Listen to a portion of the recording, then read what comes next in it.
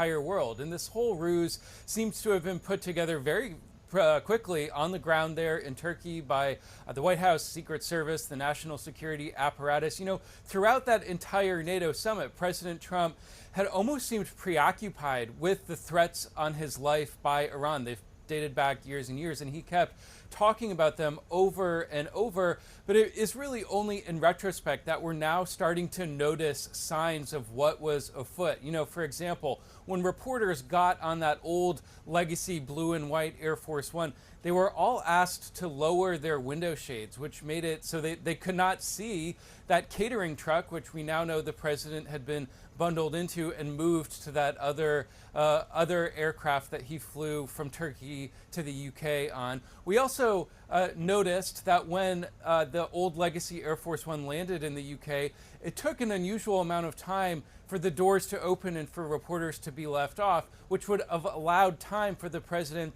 to get back on the plane, only to walk off again in full view of the cameras. So it's all, I think, this very elaborate shell game that the Secret Service and the White House orchestrated. You know, the White House, in a statement from Stephen Chung, the communications director, said that, quote, "As the president has said recently, there are many enemies of America who have their sights on him, and we use every tool at our disposal to address those threats." That doesn't necessarily match with the explanation that the president put out at the time for this switch in aircraft between the Qatar-donated Air Force One, which is that black and red plane, and the legacy Air Force One. He said at the time that he wanted to show it off to troops who were positioned in the UK. Now we understand that it is these threats from Iran that led to this switch.